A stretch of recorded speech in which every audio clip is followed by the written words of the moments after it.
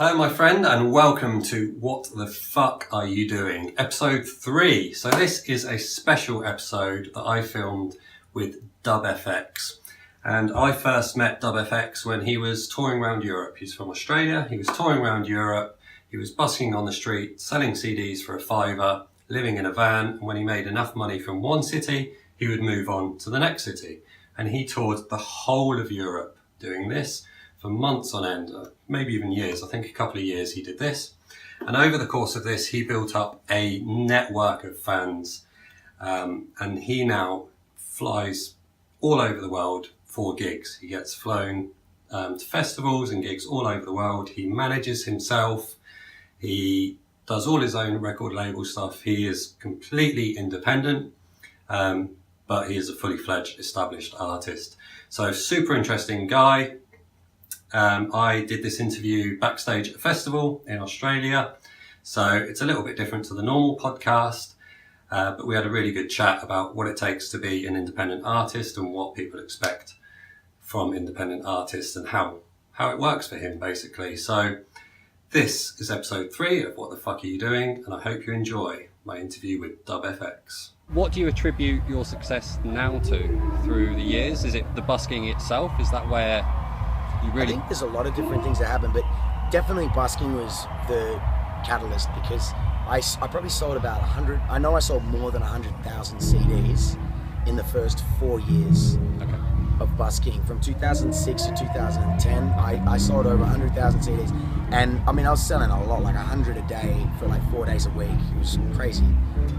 And that was before Facebook or YouTube pretty much existed.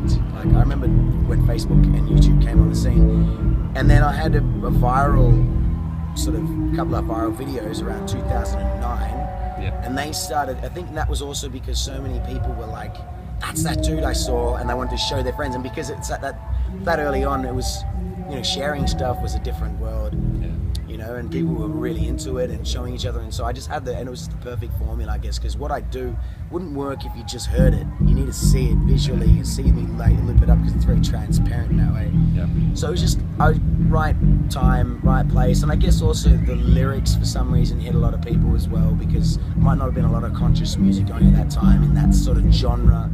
Street performing, like beatboxing, looping, there's a lot of different elements that threw together, and it just kind of did its thing. And now obviously I live off the social media thing more than the street performing and doing the touring, and I just kind of evolved with the times, Yeah. So when did you realise social media was that important, and did it affect the way you approached it? Yeah, it took a while, because I didn't take it very seriously at first. Even when I started going viral with YouTube, it was like, I didn't film any of those videos, I didn't organise it, and they weren't even on my YouTube channel. I didn't open my own YouTube channel until 2012. Right, so 3 years later. Yeah, and by that point all the hits went on the other videos, and so my YouTube channel is terrible. It's got like barely any subscribers, whereas the guy that put up the 2 tunes that went viral, he's got like nearly 200,000 subscribers. I've got like 40. Yeah. 40,000. So, and my Facebook's blown up, that's all right. I've got like over 600,000 Facebook fans. Yeah, and so that's kind of now I realize the importance of that, because when I get booked for festivals, it's like gold. It's like weight in gold, like Facebook fans is how they price you. They say you're worth this much because you've got that many fans, and also bands in town follow. So social media now is more important than it was when it just came on the scene. Yeah, sure. So it plays, now obviously I've got to try and get as many social media hits as I can, likes as much as possible. It's kind of part of the game. Yeah, so I guess my question on that is, how did you find your voice, or choose how much of your life to put through social media? I feel like as long as you're genuine and truthful, it doesn't matter how little or how much you do, as long as it's genuine, you know what I mean? I don't think people can spot bullshit from a mile away, especially with social media, because it's so raw. It's not like TV where there's, everything's edited and everyone's got covered in makeup, and social media, it's designed to be raw, and it's better that way. And so I don't try to get, there's a lot of personal stuff in my life that I would never talk about online. Okay. But the main thing I use it for really is sharing music that I like, when I'm going to go on tour and what goes on tour. And in my personal life, sometimes I do a couple of things, but I find that people don't really get into that so much. I just try to, just information. But also, like, things about, that are going on in the world, I try to promote that. Like, I've had some pretty hardcore debates, like, talking about things like white privilege and like Standing Rock, things that are, like, are important to me. And a lot of people are like, what are you talking about? It's like, I don't know, I feel like I've got a platform, I might as well say what I think. Yeah, cool. Yeah, that's what I was asking about really, is those debates you've had, because a lot of artists would just steer clear of that. Yeah. But I guess you're not afraid to use the platform. The funny thing is, like, when I had this thing about white privilege, and I wasn't trying to tell people about white guilt, I wasn't trying to make everyone guilty or anything, I was just trying to show that because I've acknowledged that there's so many things, like, in our lifestyle. Like, for example, the one thing that really hit me, and it just hit me like a ton of bricks, is that I have the privilege to have a career making music, and that's because of my white privilege growing up in a middle class society. And people who came in Jamaica, who came up with reggae music, they weren't doing it. They never had the choice. Oh, I'm going to become a superstar, or that was their outlet for frustration because they had some shitty job and they never thought they would ever go anywhere. And most of those guys got ripped off by their labels and never made any money. Whereas I've got a totally different spin on it, and it took me years to realize that, and it took me years to realize why,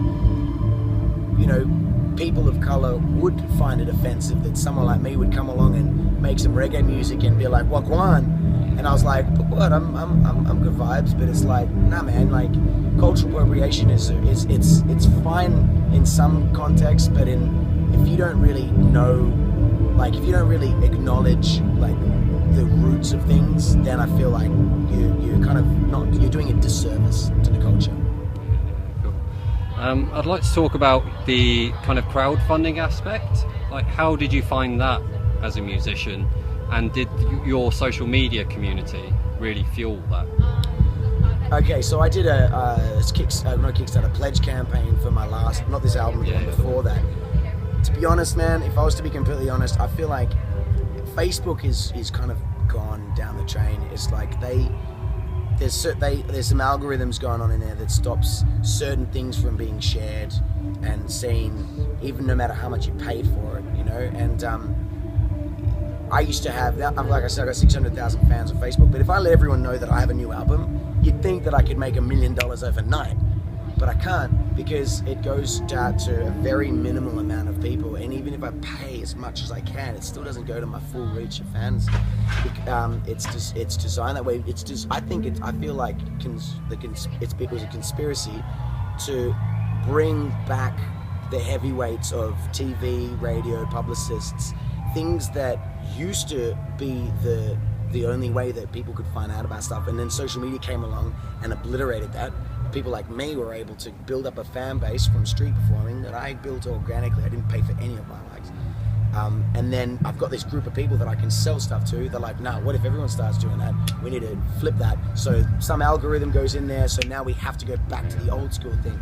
So this last album that I made, I went through publicists, and I've got distributed through a label. We put money into advertising, and we've gone the old way because there's no way going through it.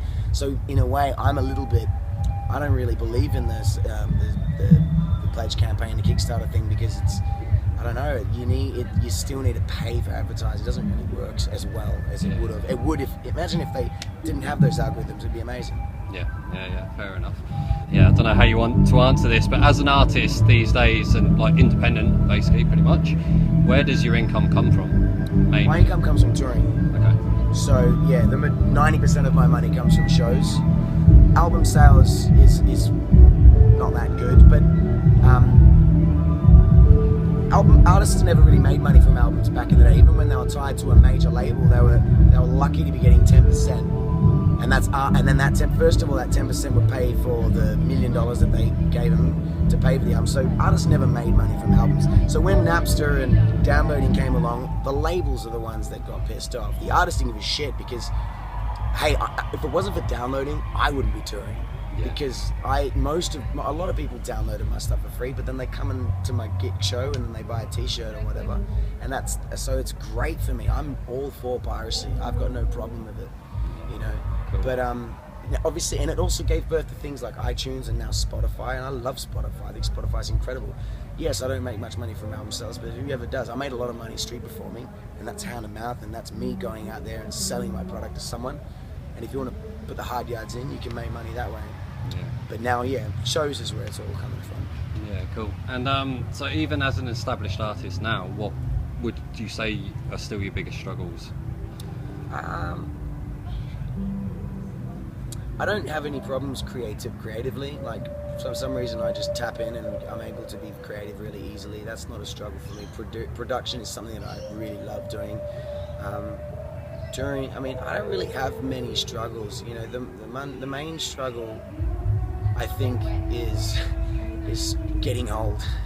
That's my only real struggle, because like the further I go along, you know, the less I want to tour and the more money I want to make, like anyone. But it's not that easy. And I've chosen a lifestyle that I can peak and make a lot of money, but then just, you know, with maybe, who knows, by the time I'm 40, maybe no one's going to want to come and see DubFX. So I've got to try and build myself up enough money to live off and have something, you know, some residual income, and also maybe perhaps fallback plan. My plan is to produce and write music for other people eventually. I feel like my strong point is writing and producing. That's where I feel like my real, and performing of course, but one day I'm not going to be able to do that. Yeah, right, cool. Alright, last one. Just any advice for people that are trying to sort of start on the journey? Yours was what, 6-7 years ago? 10 years ago. 10 years ago. Yeah, I'm officially old school. Yeah. Because it's 10 years. I feel like that's enough to be old school, right? A decade in the business. Mate, I feel old school. I would say, I mean, there's a bunch of things that I've always preached. I mean, you know, without trying to be too preachy, but I think one of the most important things is to be flexible and to not be rigid with, you know, oh, this is what I do and this is what I'm going to do, and if people don't like it, fuck you. It's like, nah, man, like, you gotta be flexible to your surroundings. When I was street performing, I was, depending on the kind of place I was in, like if I was in the UK, I made sure I was doing a lot of dirty, filthy stuff, a lot of filthy bass lines and conscious lyrics and big fat heavy breaks. But if I was street performing in Italy, I'd have to make things more melodic and more nice. You know what I mean? Because it's better there. When I'm in Australia, I know that people don't like drum and bass so much. I know people don't really like reggae that much. So I'd base more of my stuff around hip hop when I perform in the street. Anything to sell a CD and to keep moving. So being flexible is important. Also, not having too much of an ego. You know, making friends with your. I don't believe in killing your ego. I believe in just making friends with your ego. Being able to understand when it's important to be slightly narcissistic, or whether you need to be open to the surroundings around you. It's really important to be flexible in that way as well. And also, street perform. If you want to be a musical artist, I think street performing is the best way to become a good performer. Because at the end of the day, when people go and see someone perform, like Tash Sultana or like myself, they want to see someone letting go. And you can't learn to do that unless you perform. And performing in the street is the best place, because if people stop and watch, you know you're doing something right. And if people keep walking, you're doing something wrong. That's where flexibility comes in.